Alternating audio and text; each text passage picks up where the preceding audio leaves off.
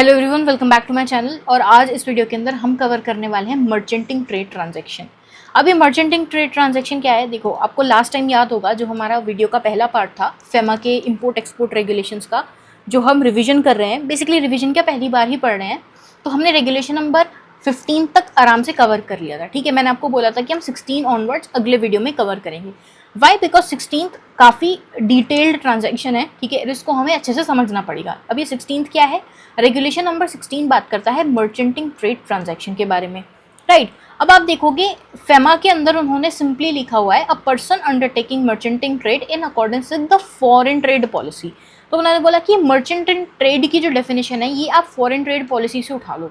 तो अब हम फॉरेन ट्रेड पॉलिसी में गए FTP 2023 में, और वहाँ पे हमने देखा कि क्या मर्चेंटिंग ट्रेड की डेफिनेशन लिखी हुई है।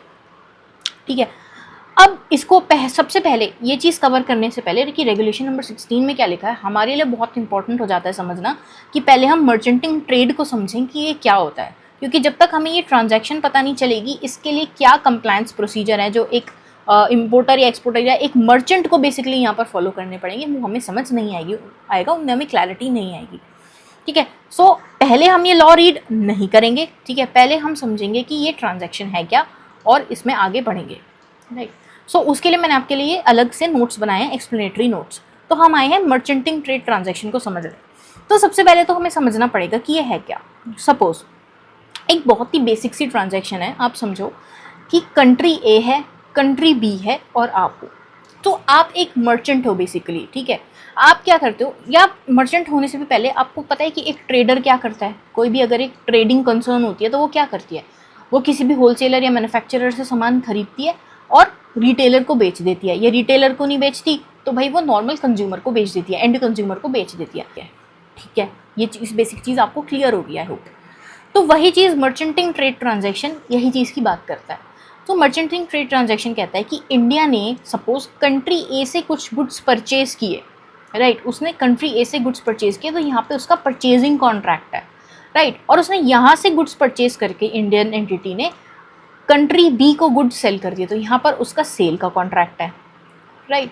तो अब गुड्स जो मूव होंगे, अब जो गुड्स का मूवमेंट है, जो गुड्स का फिजिकल मूवमेंट है, आइडियली क्या होना चाहिए, अगर इंडिया ने खरीदे हैं तो पहले गुड्स कंट्री ए से इंडिया के अंदर आने चाहिए एंड देन इंडिया उनको बाहर कंट्री बी तक बेचेगा। बट ये ट्रांजैक्शन काफ़ी लंबी हो जाएगी, राइट।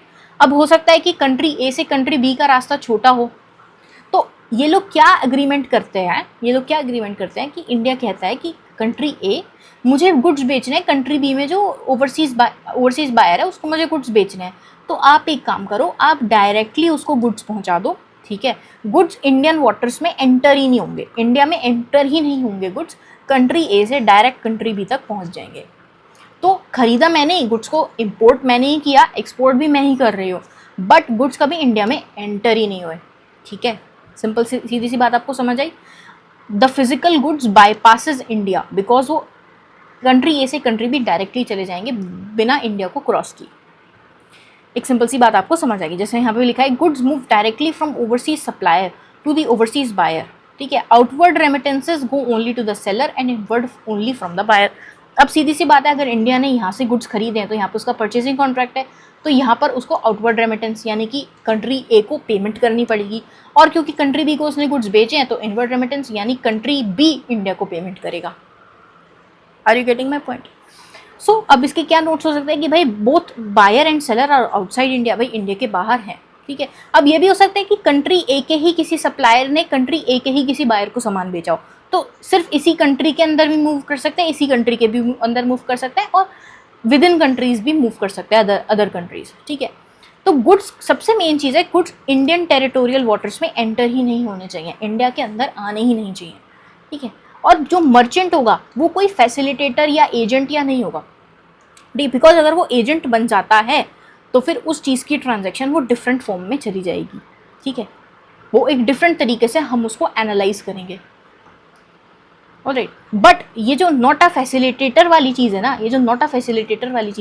जब आप जीएसटी के पर्सपेक्टिव से इस चीज़ को ध्यान रखोगे तब आपको ज़्यादा काम आएगी। बट अभी अगर मैं फेमा के पर्सपेक्टिव से बोलूँ तो आप बस ये समझो कि बस ये मर्चेंट है, ये यहाँ से सामान खरीद रहा है और यहाँ बेच रहा है, विदाउट पेइंग हिट कि भाई ये एजेंसी के फॉर्म में भेज रहा है या खुद खरीद के बेच रहा है, ओन अकाउंट बेच रहा है या कैसे बेच रहा है। ठीक है, फेमा के पर्सपेक्टिव से आपको ये चीज़ ध्यान में नहीं रखनी है, बट अगर मैं आगे आपको जीएसटी के पर्सपेक्टिव से बताऊं, अगर इंडियन एजेंट, ये मर्चेंट जो है, इंडियन एजेंट नहीं, हिंदुस्तानी एजेंट नहीं, मर्चेंट जो है ये, ठीक है, अगर ये in capacity of an agent या फिर in capacity of a facilitator सामान को बेच रहा है without supplying on own account, तो इसका जो ट्रीटमेंट हो जाता है जीएसटी के अंदर वो डिफरेंट हो जाता है। अदरवाइज ये ट्रांजैक्शन का फ्लो सेम ही रहता है। गुड्स जो है इंडिया के बाहर से ही मूव कर रहे हैं, इंडिया के अंदर आएंगे नहीं कभी, ठीक है।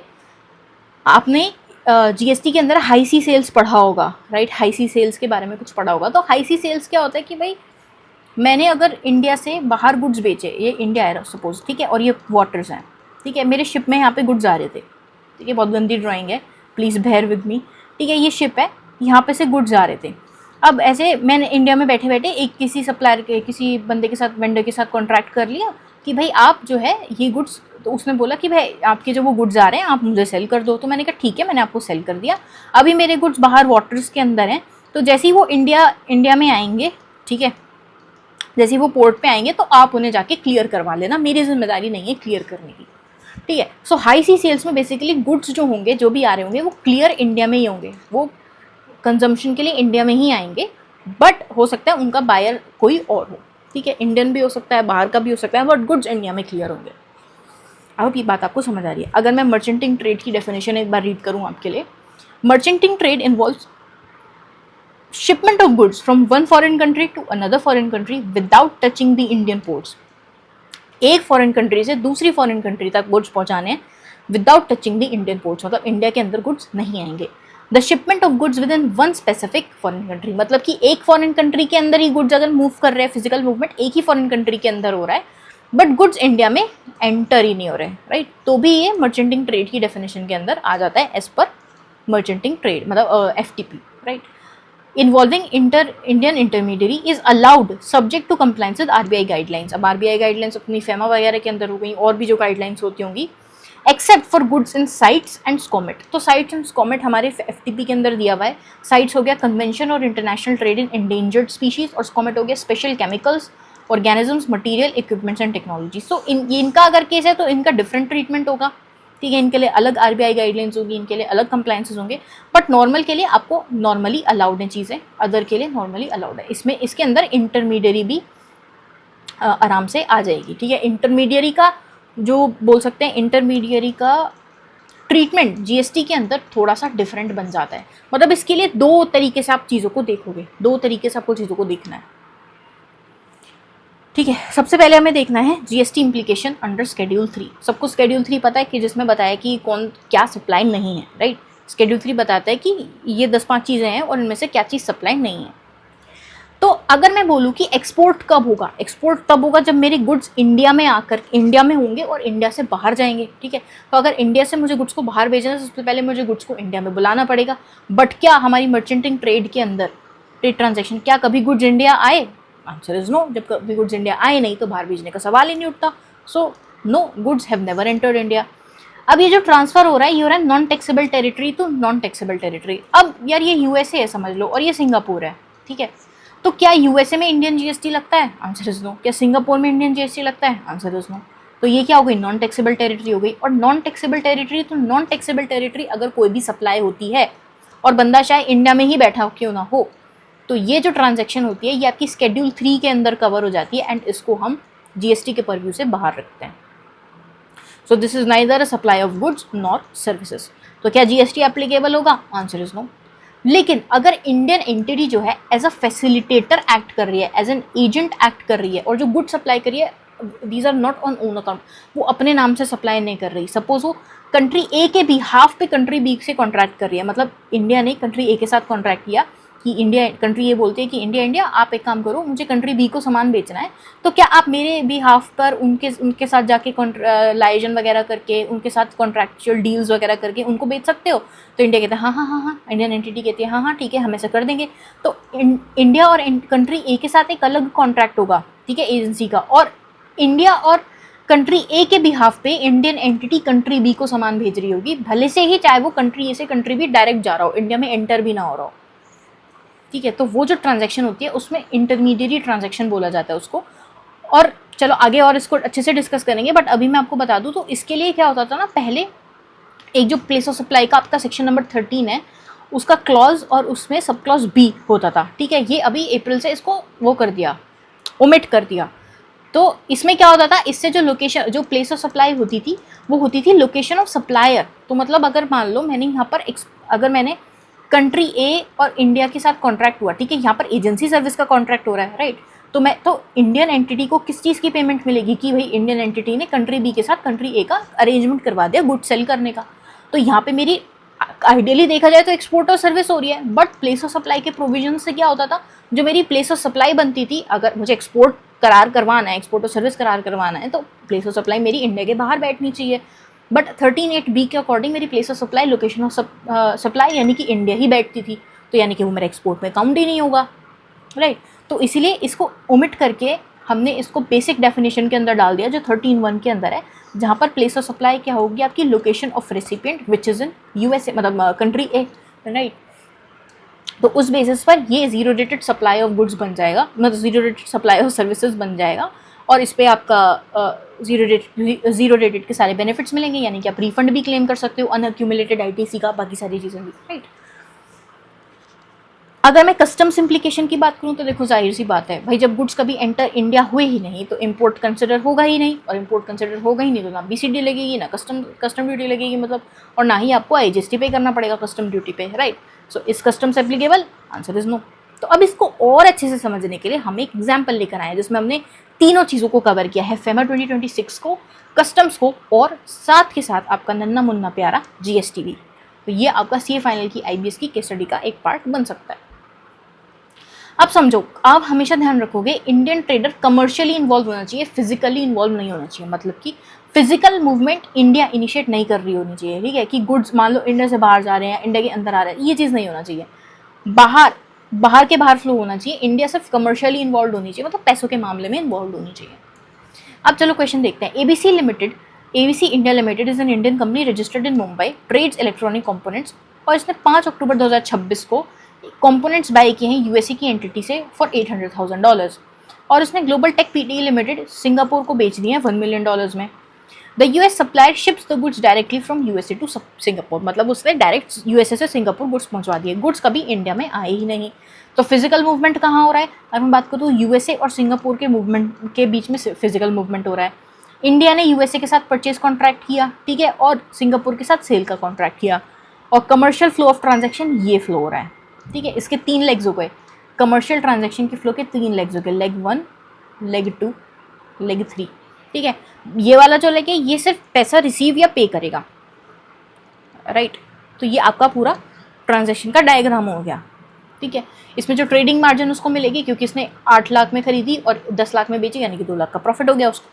अब क्या ये मर्चेंडाइजिंग ट्रेड है, आंसर इज यस, बिल्कुल है। अभी हमने ये डायग्राम ड्रॉ किया, हमने बता दिया कि भाई फिजिकल मूवमेंट जो है इंडिया के बाहर हो रहा है, गुड्स इंडिया आ ही नहीं रहे हैं, right. So goods from one foreign country, है ना, and selling them to the another foreign country while the goods do not enter India. अब फेमा के क्या इम्प्लीकेशंस रहेंगे, अब हम समझेंगे कि फेमा के क्या इम्प्लीकेशंस रहेंगे।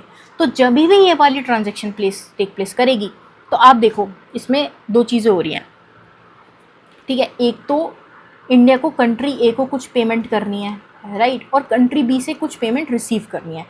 तो फेमा ने बोला है कि ये जो पेमेंट आने और रिसीट देने, मतलब कि पेमेंट करने और रिसीट आने, मतलब कंट्री ए को पेमेंट करने के बीच में और कंट्री बी से पेमेंट आने के बीच में जो गैप है, जो टाइम पीरियड है, वो आपका 6 महीने से ज़्यादा नहीं होना चाहिए, वो it should be less than और इक्वल टू 6 मंथ्स। क्या बोल रहे हैं, the period between the outward remittance and the inward remittance और vice versa must absolutely not exceed 6 months, ठीक है। ये 6 महीने से ज़्यादा नहीं होना चाहिए।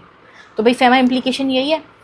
सपोज, ठीक है, सपोज कहाँ गया, हाँ, ठीक है, यूएस सप्लायर ने 10 अक्टूबर को हमने पे किया, एबीसी ने यूएस को 10 अक्टूबर को पे किया, और 15 दिसंबर 2026 को सिंगापुर से पैसा आ गया। तो मतलब दोनों के बीच का गैप जो है 6 महीने से कम है, comfortably is with in 6 months.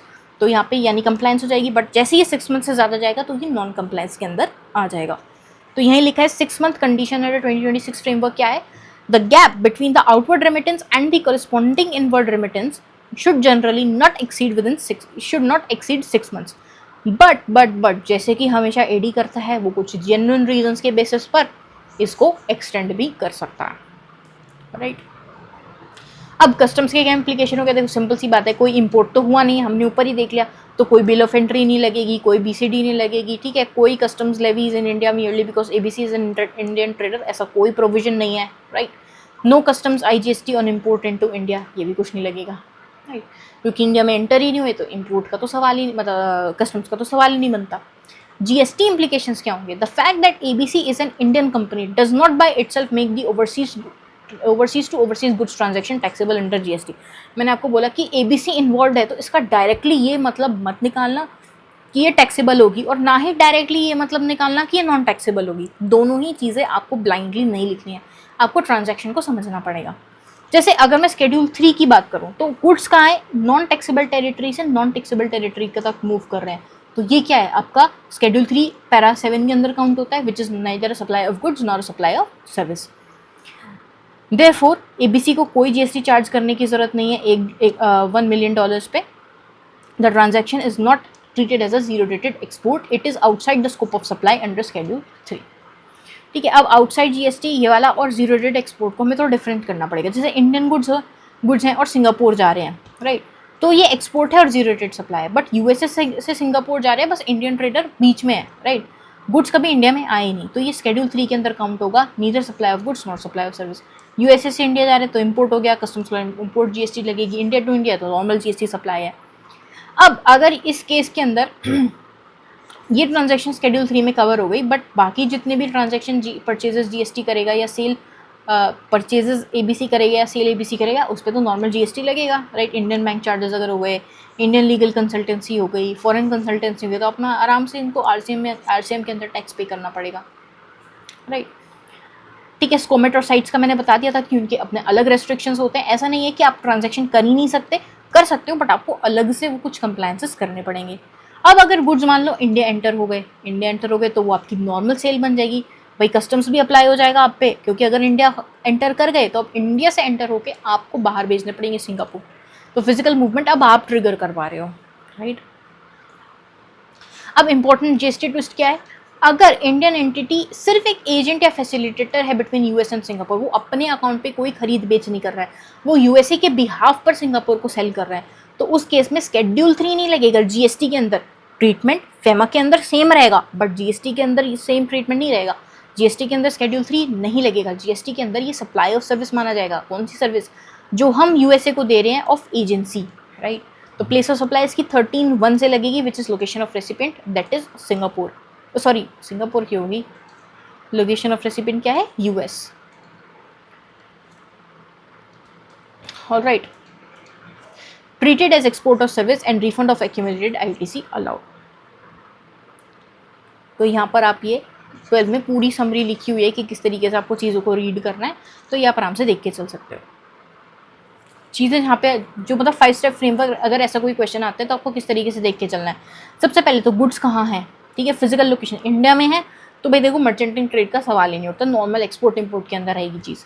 क्या गुड्स इंडिया एंटर हो गए, अरे हो गए तो यानी कि इंपोर्ट होगा, नहीं हुए तो देखो मर्चेंटिंग ट्रेड के अंदर तो कवर नहीं हो रहा है। जीएसटी आपको पहले शेड्यूल 3 देखना पड़ेगा, प्लेस ऑफ सप्लाई प्रोविजन देखना पड़ेगा कि नहीं 13(1) के अंदर, मतलब हमारी इंटरमीडिएरी वाली सिचुएशन तो नहीं आ रही है। फेमा के अंदर आपको देखना पड़ेगा आउटवर्ड पेमेंट और ये सारी चीज़ें, ठीक है।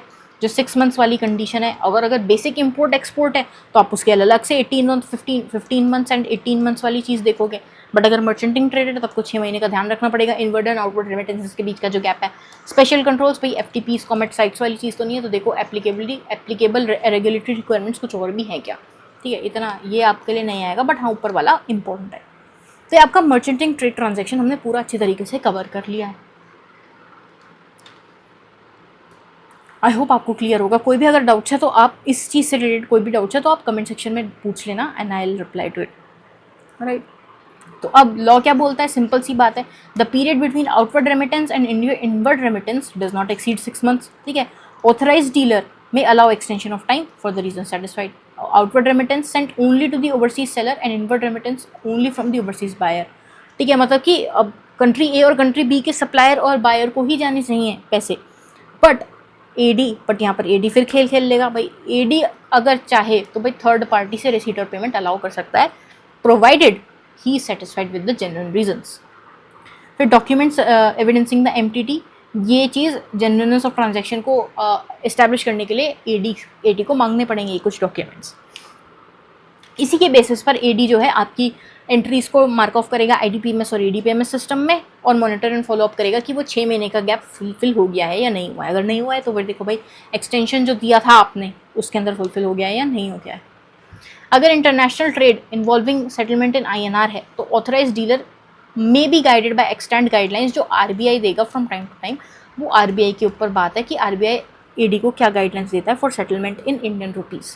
ठीक है, रिपोर्टिंग किस तरीके से होगी भाई, रिपोर्टिंग का ध्यान रखना 5 दिन का खेल है, 5 डेज़ का सारा खेल है, सारे काम इन्होंने 5 दिन के अंदर ही करने हैं। ठीक है, ईडीएफ भी और रेमिटेंसेस भी। तो जैसे ही आप ईडीएफ फाइल करते हो तो आपके ईडीएफ फाइल करने के 5 दिन के अंदर जो एडी है उसको आपकी एंट्रीज करनी पड़ती हैं, किसमें, आईडीपीएमएस और ईडीपीएमएस सिस्टम में। EDPMS in case of export, IDPMS in case of imports, right. Similarly जब आपके पास रेमिटेंसेस आता है या आप रेमिटेंसेस करते हो तो उन रेमिटेंसेस को करने के 5 दिन के अंदर एडी को वो एंट्रीज आपके सिस्टम में, आपके अकाउंट में, ईडीपीएमएस और आईडीपीएमएस के अकाउंट में वो डालनी पड़ती हैं। अब ध्यान रखना, ईडीएफ का मैंने आपको बताया था कि अगर ईडीआई पोर्ट है तो आपका शिपिंग बिल ही ईडीएफ माना जाता है, तो वो एंट्री आपकी डायरेक्टली चली जाती है, उसके लिए 5 दिन का टाइमलाइन नहीं है। लेकिन जो भी आप इंपोर्ट और एक्सपोर्ट कर रहे हैं नॉन ईडीआई पोर्ट से, तो उसके लिए ईडीएफ जो आप फाइल करोगे वो ईडीएफ फाइल करने के 5 दिन के अंदर जो एडी है वो ट्रांजैक्शन अपलोड करेगा, राइट। सिंपल चीज़ है। और ट्रांजैक्शन अपलोड करने के बाद वो मॉनिटर करेगा, फॉलोअप करेगा कि भाई एंट्रीज ठीक तरीके से क्लोज हो जाए। अब मार्क ऑफ और क्लोजर ऑफ एंट्रीज किस तरीके से करनी है, देखो एक्सपोर्ट के केस में वो एंट्री को तभी मार्क ऑफ या क्लोज करेगा जब पूरी पेमेंट आपके पास आ गई, when you have realise the full value of export. Similarly import के केस में वो उसको कब मार्क ऑफ करनी चाहिए, जब आप पूरी पेमेंट कर दो, वही केस है, ensuring that the payment of the import has been made. But अगर ये सिनेरियो नहीं है, मतलब आप एक्सपोर्ट को रियलाइज़ नहीं कर पाए, एडवांस दे दिया था, ठीक है, एडवांस आ गया था बट एक्सपोर्ट रियलाइज़ नहीं हुआ, कुछ हो गया, इंपोर्ट था, पेमेंट कर दी थी बट इंपोर्ट मटीरियलाइज़ नहीं हो पाया, ठीक है, रिपैट्रिएट भी नहीं करवा पा रहे हो एडवांसेस को, या रिड्यूस्ड वैल्यू पे आपने इंपोर्ट किया, तो इन केसेस में वो एंट्री क्लोज करेगा तभी जब वो जेन्युइननेस ऑफ द रीजंस, जो आपसे वो रीजंस मांगेगा कि भाई ऐसा क्यों हो रहा है, तो उन रीजंस का जब आप सेटिस्फाई कर दोगे एडी को कि अपने रीजन से, तब वो जाके आपकी एंट्री को क्लोज कर देगा। सिंपल है। और in case of merchanting trade transaction, उसको ईडीपीएमएस और आईडीपीएमएस से एंट्री अपडेट करनी है after making receipt and payments for both legs. जब दोनों ही तरह से पेमेंट और रिसीट पूरी हो जाए, मतलब 6 मंथ का गैप भी फुलफिल हो जाना चाहिए, दोनों पेमेंट जब कंप्लीट हो जाए तभी जाके वो एंट्री को मार्क ऑफ करेगा। ठीक है, और इसको सारी फॉरेन ट्रेड ट्रांजैक्शंस जितनी भी हो रही हैं, इसको ये फेटर्स के अंदर रिपोर्ट करनी पड़ती हैं। फेटर्स क्या है, foreign exchange transaction electronic reporting system. Fetters के अंदर अपडेट करनी पड़ती हैं, जो जिसकी गाइडलाइंस आरबीआई देता रहेगा फ्रॉम टाइम टू टाइम। अब इसके लिए रेगुलेशन नंबर 19 है, ये बड़ी सिंपल सी है कि भाई एडी को एसओपीज बनाने चाहिए अलग अलग चीज़ों से रिलेटेड। अब जैसे हमने कई जगह पढ़ा कि भाई to get satisfied with the genuineness of the reason cited, extension देने के लिए वो फलाने रीजंस चाहिए उसको एसओपी के बेसिस पर, उसकी पॉलिसी के बेसिस पर। ठीक है, तो यही बोला है द पॉलिसी कि भाई एसओपीज बनाने हैं, पॉलिसीज बनानी है, ठीक है, for handling transactions related to export import as well as MTT in accordance with the acts and rules and regulations and directions issued hereunder. तो पॉलिसी के अंदर ये कुछ 6 चीज़ें होनी चाहिए, जैसे कि list of documents, timelines, charges for process and approval, ये आप बताओ। एक्सटेंशन ऑफ टाइम पीरियड के लिए, ठीक है, फॉर एक्सपोर्ट रियलाइजेशन इंपोर्ट, इसके लिए आपके पास पॉलिसी होनी चाहिए। एडजस्टमेंट अगर करवाना है in case of over and non realisation, तो वो किस तरीके से होगा। एडवांस रिसीट्स के लिए पॉलिसी बनाओ, डेलीगेशन ऑफ पावर्स के लिए पॉलिसी बनाओ, एक्सपोर्ट एंड इंपोर्ट फैक्टरिंग के लिए पॉलिसी बनाओ। ठीक है, अब जब आप पॉलिसी बना रहे हो तो ध्यान रखना है कि भाई responsibility for approving transaction is clearly delegated across internal levels, कि भाई कौन जाके ट्रांजेक्शन को अप्रूव करेगा, कौन जाके फाइनल ठप्पा देगा कि हाँ ये एंट्री क्लोज हो रही है, यहाँ हमने एक्सटेंशन अलाउ किया, इस टाइप की चीज़। तो ये रिस्पॉन्सिबिलिटी क्लियरली डेलीगेटेड होनी चाहिए। ठीक है, आपके पास एक एस्केलेशन का प्रोसेस होना चाहिए कि भाई अगर कुछ चीज़ क्लोज नहीं हुई तो फिर उसको आप एस्केलेट कर पाओ। अपील का प्रोसेस होना चाहिए कि भाई अगर कोई ना खुश है तो भाई वो अपील करके अपना आंसर खोज सके, right. Should take the final decision based on the genuineness of the submissions made by the customer। आखिरी पॉइंट क्या बोलता है, the authorised dealer shall ensure that the charges levied for handling transactions and associated processes are reasonable and proportional to the services rendered। भाई ठीक है कि भाई जो भी आप चार्जेस लेवी करोगे वो रीजनेबल होने चाहिए हर ट्रांजेक्शन, भाई वो एडी फ्री में तो काम करेगा नहीं, एडी पैसा चार्ज करेगा, एडी फ्री में काम थोड़ी करेगा, कोई फ्री में काम करता है, नहीं करता। सो एडी जो है चार्जेस लेवी करेगा for handling transactions and associated processes. तो वो कह रहे हैं कि भाई वो रीजनेबल और proportional to the services rendered होनी चाहिए। An authorised dealer shall not levy any charges और penalty on its constituent, exporter, importer, merchant trader और फॉर एनी रेगुलेटरी डिले और वायलेशन बाय द कॉन्स्टिट्यूएंट। कि भाई अगर इसने कोई रेगुलेटरी डिले या वायलेशन किया है तो एडी को कोई पेनल्टी नहीं डालनी है भैया। वो जितनी पेनल्टीज होंगी वो आरबीआई डिसाइड करेगा, फेमा के थ्रू लिखी होंगी उसमें, वही पेनल्टीज वगैरह उसको पे करनी है। आप खुद से बढ़ चढ़ के कोई पेनल्टी वगैरह मत लगा दो। Authorise dealer shall disclose this policy and main features of the SOP on its website. और ये सब उसको अपनी वेबसाइट पर डिस्प्ले करना है ताकि एक्सपोर्टर इंपोर्टर देख सकें कि भाई हर बैंक की क्या पॉलिसी है और उसके बेसिस पर they can take an action. ठीक है, वो किसी भी एडी बैंक को किसी भी बैंक को अपना एडी बना पाएँ। ठीक है, तो यहाँ हमने अपना पूरा फेमा का पूरा पार्ट कंप्लीट कर लिया है। ठीक है, इंपॉर्टेंट जो है आपके नवंबर 26 के लिए, foreign exchange management, export and import of goods and services regulations 2026 हमारा यहाँ पर हो जाता है कंप्लीट। ठीक है, हमने 2 क्वेश्चंस भी देखे। ठीक है, ऊपर वाली रेगुलेशंस के लिए भी और एमटीटी वाली रेगुलेशन के लिए हमने कॉम्प्रीहेंसिव एग्जाम्पल देखा ताकि हमें सारी चीज़ें क्लियर हो जाएँ। आई होप आपको ये दोनों वीडियो की सीरीज़ बहुत अच्छी लगी होगी। बहुत मेहनत करी है आप लोगों को ये चीज़ ईजी करने के लिए, आप लोगों के लिए ये चीज़ आसान बनाने के लिए। ये सभी नोट्स आपको मेरे टेलीग्राम चैनल पे मिल जाएंगे। टेलीग्राम चैनल का लिंक डिस्क्रिप्शन बॉक्स में है।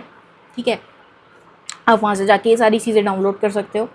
उसके बाद अगर आपको और किसी टॉपिक पर कोई वीडियो चाहिए तो आप कमेंट सेक्शन में लिख सकते हो and I will make the video on that particular concept topic. जिस चीज़ का भी आपको रिविजन चाहिए, बीट लॉ, बीट कॉस्ट या किसी भी चीज़ का, तो आप बोल सकते हो and I will provide the revision video. बाकी और ऐसे अमेजिंग वीडियोज़ आते रहेंगे जहाँ पर हम ये रिविजन वीडियोस लेके आएंगे या फिर किसी कंसेप्ट को अच्छे से डिस्कस करेंगे या कोई प्रैक्टिकल क्वेश्चंस होंगे तो उनको अच्छे से सॉल्व कर रहे होंगे। आईबीएस के लिए भी केस स्टडीज़ जो हमारे इंस्टीट्यूट ने दी हैं इन जर्नल एंड ऑल, वो सारी केस स्टडीज़ भी अब धीरे धीरे आना स्टार्ट हो जाएंगी because we are standing on 17 August today एंड हमारे पास अब ज़्यादा दिन नहीं बचे हैं, तो हम चीज़ों को फटाफट कवर करेंगे। आईबीएस के लिए भी खूब अच्छे तरीके से मेहनत करेंगे। जो भी केस स्टडीज़ वगैरह हैं, I will try my best कि मैक्सिमम केस स्टडीज़ मैं आपको प्रोवाइड करूँ, including the journal case study. ठीक है, बिकॉज जर्नल केस स्टडीज़ में क्या रहता है ना, ज़्यादातर वो एससीपीएम के कंसेप्ट को डिस्कस कर रहे होते हैं या फिर कभी कभी एफआर या जीएसटी के टॉपिक्स को। तो मैं चाहूँगी कि हम वो सारा पार्ट भी अच्छे से कवर कर लें क्योंकि आपकी जो जून, जुलाई एंड अगस्त के अंदर केस स्टडी आई है एक अच्छी बड़ी। ठीक है, जिसके अंदर हम फार्मास्यूटिकल इंडस्ट्री ही डिस्कस कर रहे हैं। सो उसमें कई सारे टॉपिक्स हैं, एफआर वगैरह भी, तो वो भी हम साथ साथ प्रिपेयर कर रहे हैं। उसकी भी वीडियो जल्द आने वाली है। सो आई होप आपको ये वीडियोस अच्छे लग रहे होंगे, रिवीजन पसंद आ रहा होगा, पढ़ाई बढ़िया चल रही होगी। ऐसी देखते रहने के लिए सब्सक्राइब कर लेना, लाइक कर लेना। तब तक के लिए बाय बाय।